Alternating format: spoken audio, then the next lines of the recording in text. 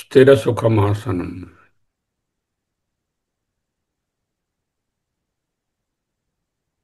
ఈనాటి నుండి మనము మహిషాసురమర్దిని అనే శ్లోకాన్ని అధ్యయనం చేస్తూ ధ్యానం చేసుకుంటాం. ఒక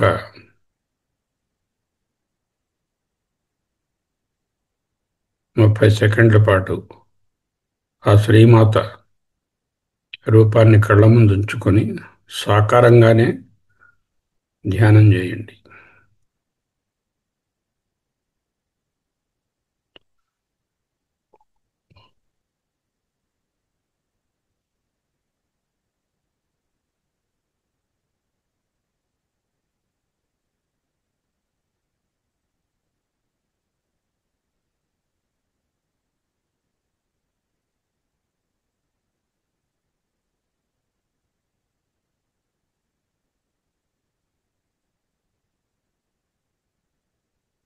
ఓం శ్రీమాత్రే నమః. ఓం శ్రీమాత్రే నమః. ఓం శ్రీమాత్రే నమః.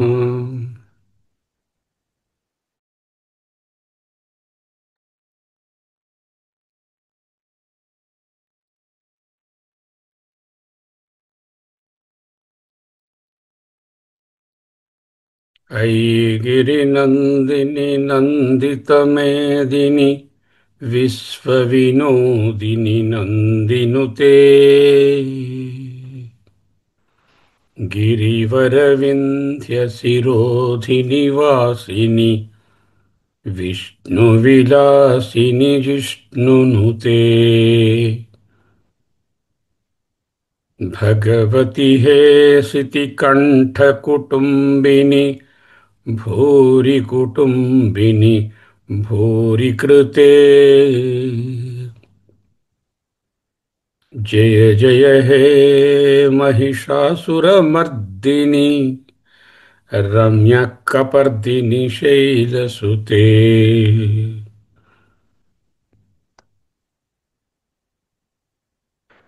ఓం ఐ గిరినందిని నందితమేదిని విశ్వవినోదిని నందినుతే గిరివరవింధ్యశిరోధిని వాసిని విష్ణువిలాసిని జిష్ణునుతే భగవతి హేసితి కంఠకుటుంబిని భూరి కుటుంబిని భూరి కృతే జయ జయ హే మహిషాసురమర్దిని రమ్యకపర్దిని శైలసుతే.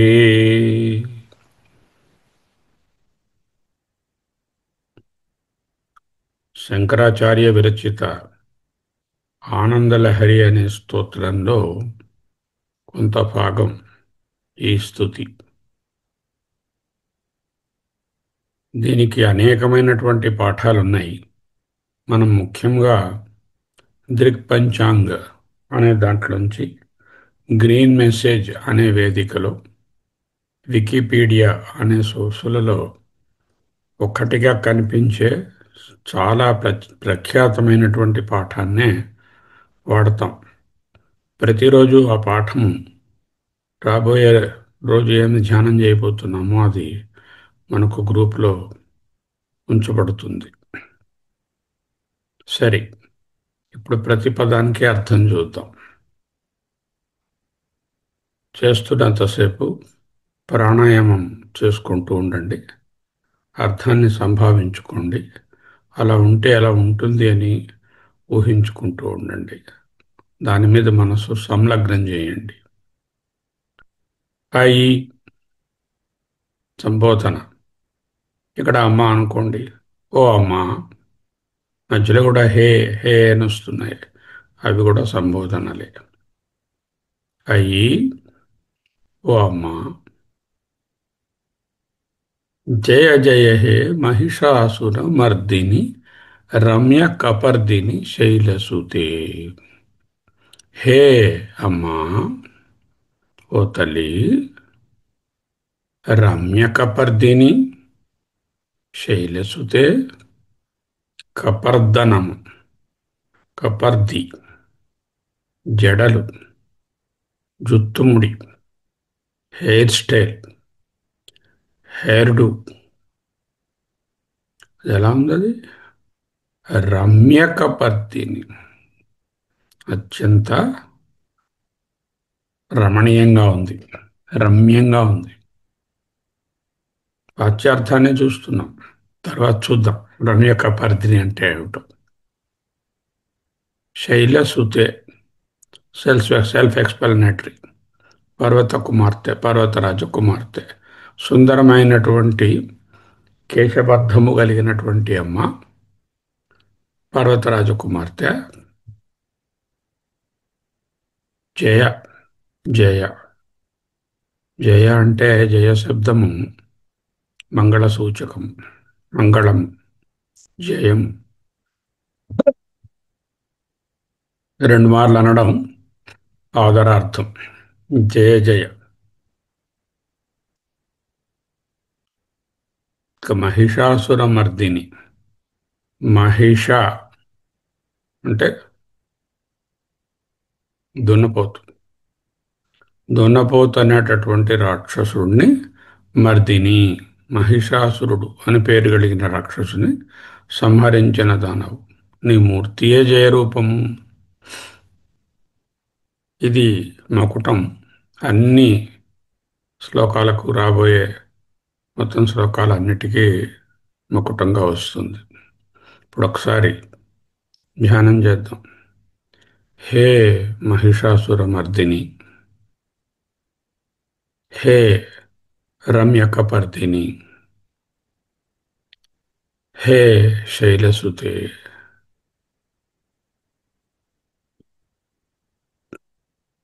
జయ జయ.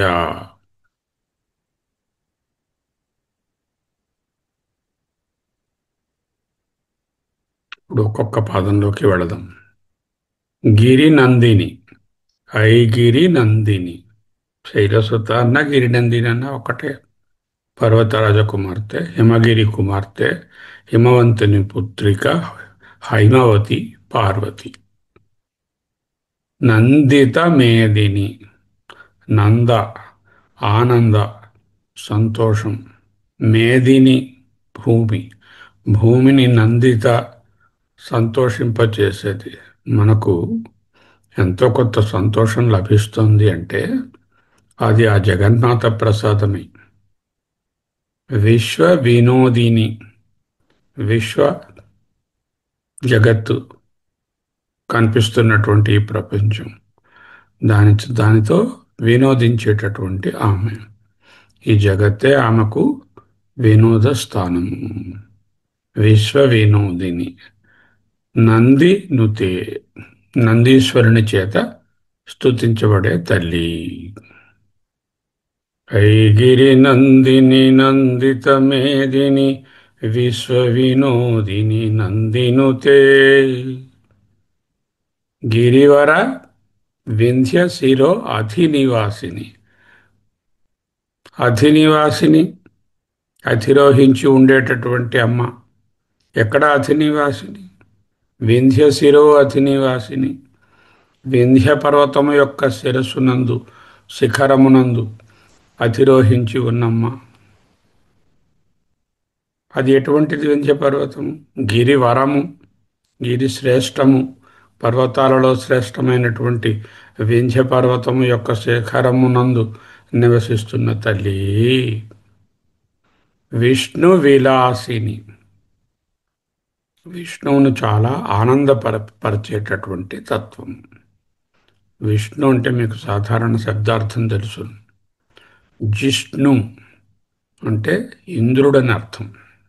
సాధారణ అర్థంలో ఇంద్రాదుల చేత స్తుతింపబడుచున్న జిష్ణు నుతే.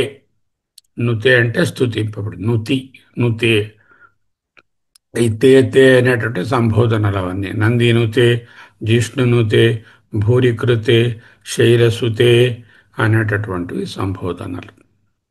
అందువలన ఆ విధముగా ఎండ్ అవుతున్నాయి. చక్కటి రైమ్ కూడా నందినుతే, జిష్ణునుతే, భూరికృతే, శైలసుతే అంచానుప్రాసతో కూడా ఉన్నాయి. ఇప్పుడు రెండు లైన్లు చదువుతాం. ఐగిరి నందిని నందిత మేదిని విశ్వ వినోదిని నందినుతే గిరివర వింధ్య శిరోధిని వాసిని విష్ణు విలాసిని జిష్ణునుతే భగవతి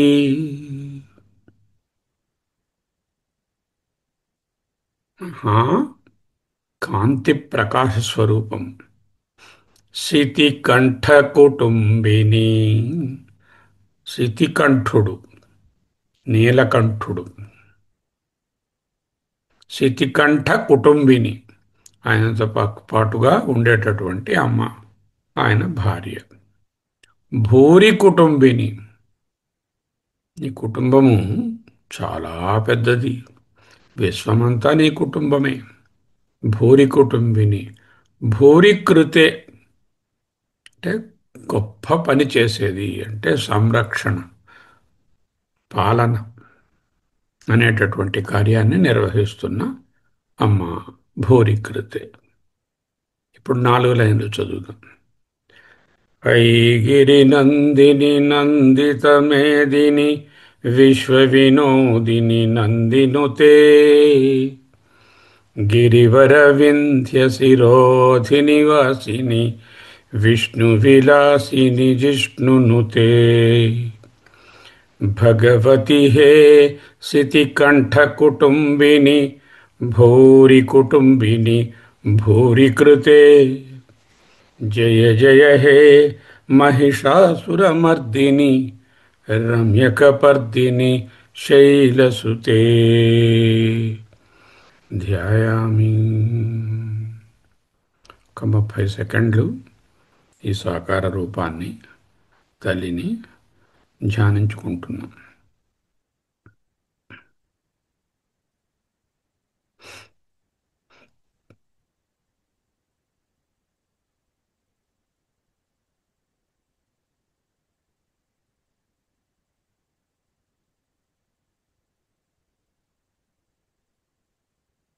అహమస్మి అహమస్మి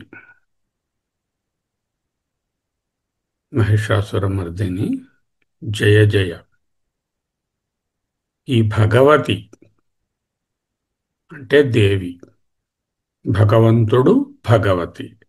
ఆ భగవతి శక్తి స్వరూపిణి మాయా.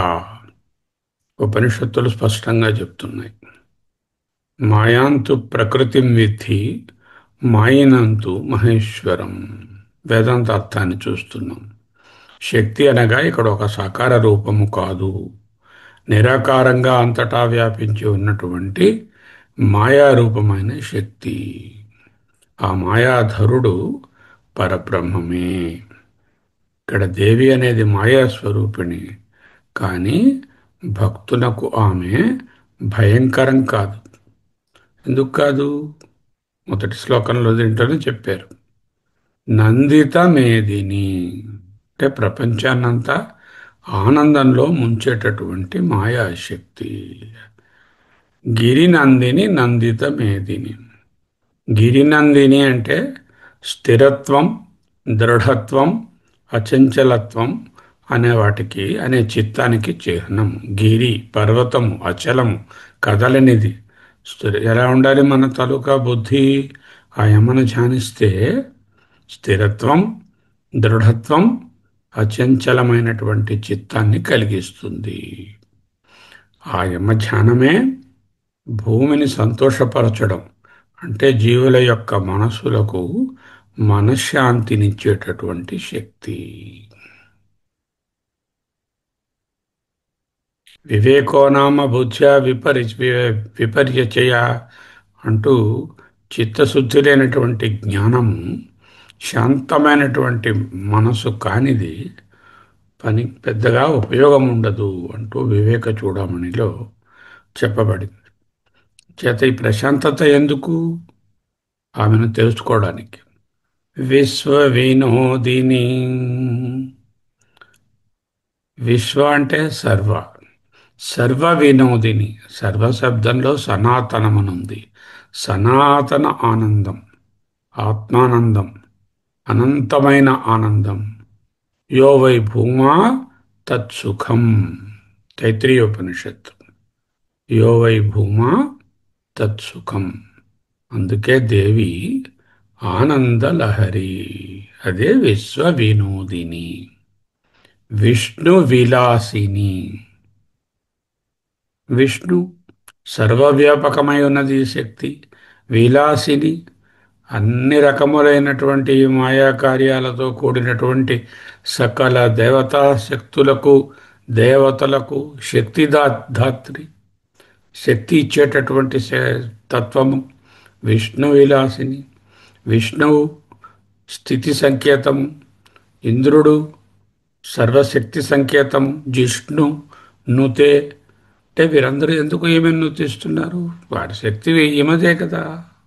అంటే జగత్తులోనున్న సర్వశక్తులు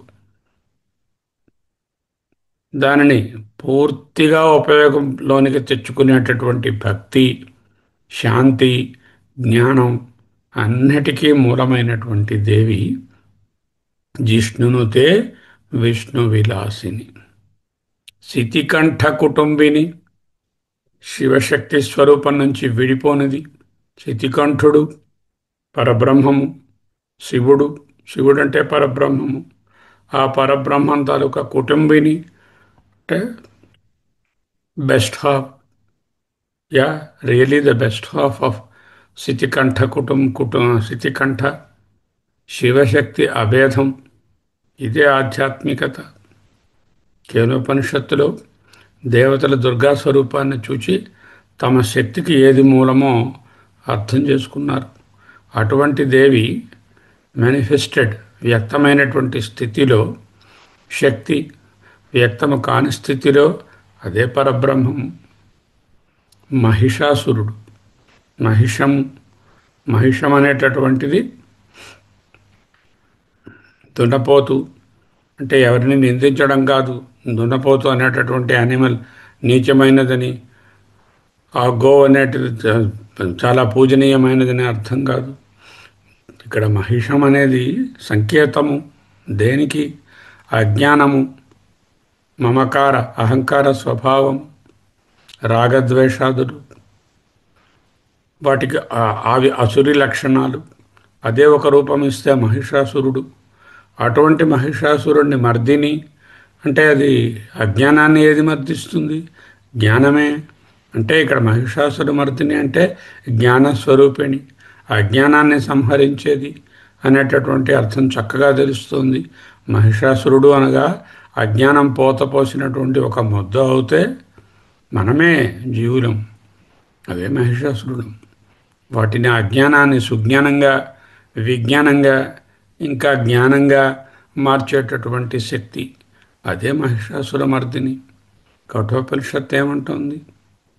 నాయమాత్మా ప్రవచనేన లభ్యో న మేధయా న బహునా శ్రుతేన ఏమైవైష వృణుతే తేన లభ్యః తస్యైష ఆత్మా వివృణుతే తనూ స్వం.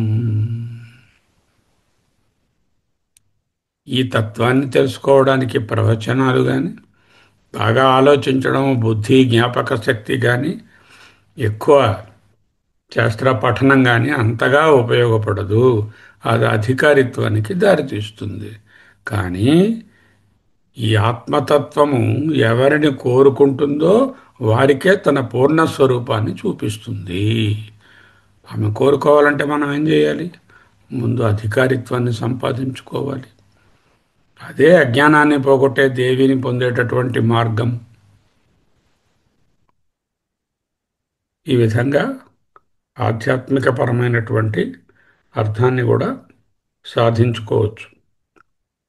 అంతేకాకుండా అహమస్మి ఒక 30 సెకండ్స్ ధ్యానం చేయండి. ఉపనిషత్ సమన్వయం చేసుకుందాం.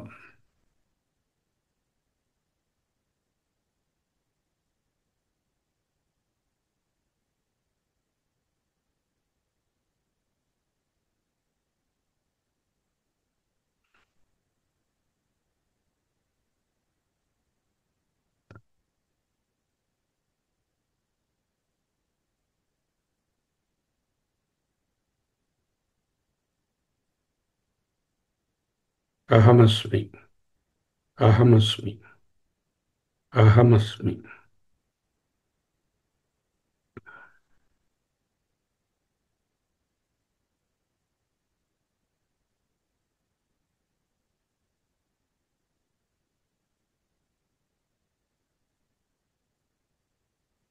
ఐగిరి నందిని నందిత మేదిని. అజ్ఞానమనే పర్వతం, ఆ పర్వతము నుండి వెలిసినటువంటి బయటకు వచ్చినటువంటిదే శక్తి. స్థూల జగత్తును ఆనందభరితంగా చేసేటటువంటి తల్లి. మొదటి ఉపనిషత్ ప్రమాణము మాయాంతు ప్రకృతిం విద్ధి విద్ధి మాయినంతు మహేశ్వరం. ప్రకృతి మాయా దేవి, ఆమె ద్వారా జగత్తు నిలబడుతోంది.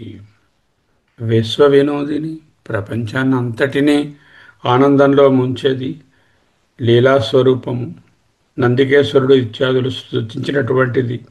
సర్వం కల్విదం బ్రహ్మ, జగత్తు మొత్తం బ్రహ్మరూపం.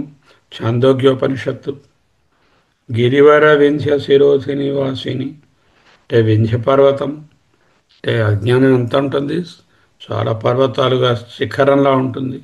అటువంటి అజ్ఞానానికి సుజ్ఞానాన్ని కలిగించేటటువంటి శక్తి మాయాస్వరూపిణి. శ్వేతాస్వర ఉపనిషత్తులో అజామ్యకాం లోహితం శుక్లం కృష్ణం అంటూ భూయోభిభర్తి భూయిష్ట భూయాయేష నిశ్చిత అంటూ ఉన్న శ్లోకము ఈ వింధ్య శిరోధిని వాసిని అనేటటువంటి తత్వాన్ని చేర్పిస్తుంది. విష్ణు విలాసిని, సర్వవ్యాపకము. ఏమిటి ఉపనిషత్ ప్రమాణం?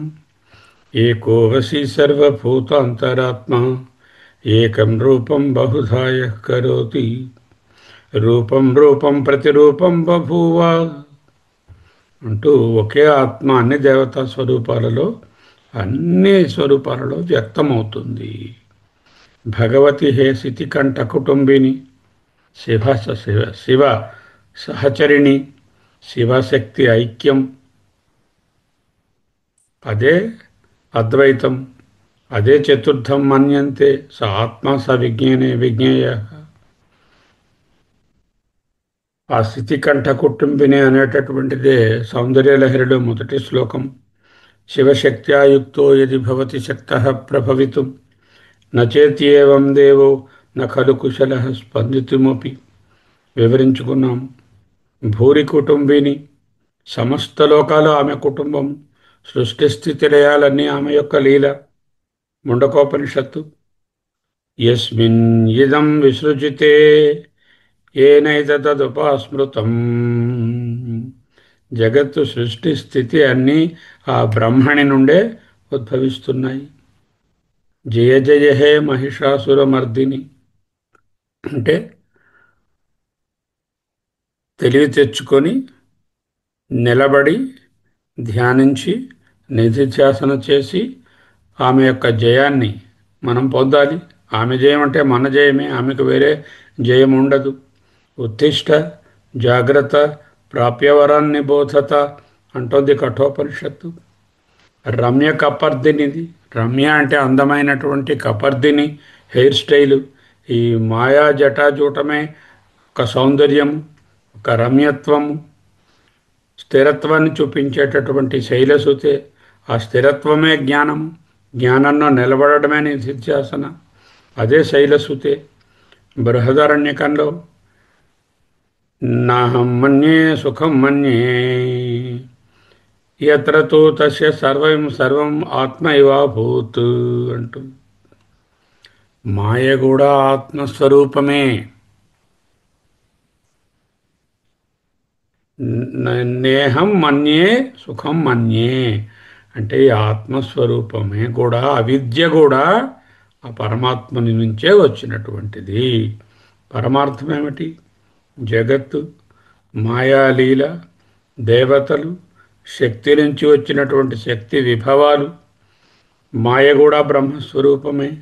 అజ్ఞానమనే మహిషాసురుడు నశిస్తే తదేకో అవశిష్ట శివ కేవలోహం, శివశక్తి అద్వైతం అంటే శుద్ధ చైతన్యం అంటూ తెలుస్తోంది. అహమస్మి, అహమస్మి, అహమస్మి.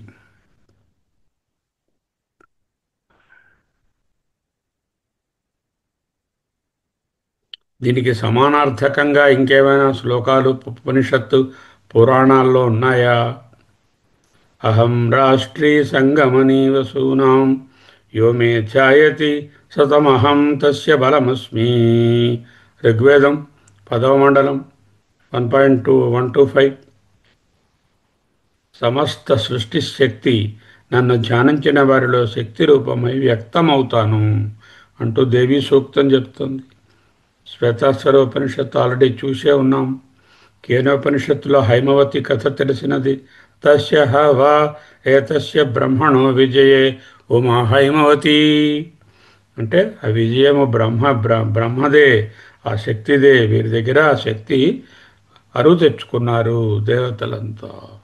దుర్గా సూక్తం జాతవేదసే సునవామ సోమరాతీయతో నిదహాతి వేదః సనః పరిషదితి దుర్గాణి విశ్వా నావేవ సింధుదురితాత్యగ్ని అంటూ దుర్గా సూక్తం చూడవలసినటువంటిది. ఒకసారి సమయం దొరికినప్పుడు దుర్గా సూత్రాన్ని పూర్తిగా చూద్దాం. లలితా సహస్రనామాలలో జగన్మాత, మహిషాసురమర్దిని, విశ్వవినోదిని, భూరికృతే అనేటటువంటి నామాలు అందులోనే ఉన్నాయి. ఇవి మొదటి శ్లోకం యొక్క భావానికి ప్రతీకగా సమానార్థకాలుగా నిలబడుతున్నాయి.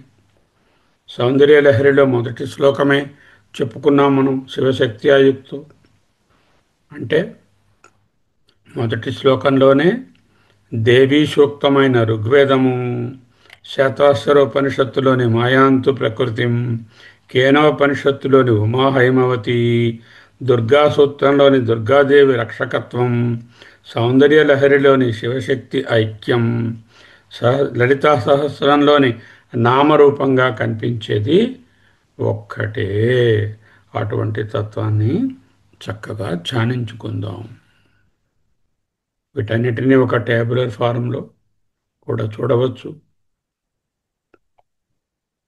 పీడిఎఫ్గా అందజేయబడుతుంది. ఒకసారి మళ్ళీ శ్లోకం చదువుకుందాం.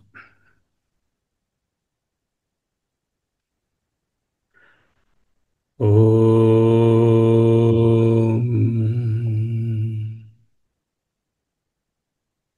ఐగిరినందిని నందితమేదిని విశ్వవినోదిని నందినుతే గిరివరవింధ్యశిరోధిని వాసిని విష్ణువిలాసిని జిష్ణునుతే భగవతి హేసితి కంఠకుటుంబిని భూరి కుటుంబిని భూరి కృతే జయ జయ హే మహిషాసురమర్దిని రమ్యకపర్దిని శైలసుతే. జయ జయ హే మహిషాసురమర్దిని రమ్యకపర్దిని శైలసుతే. అహమస్మి, అహమస్మి, అహమస్మి, అహమస్మి, అహమస్మి, అహమస్మి, అహమస్మి, అహమస్మి, అహమస్మి, అహమస్మి. స్వస్తి.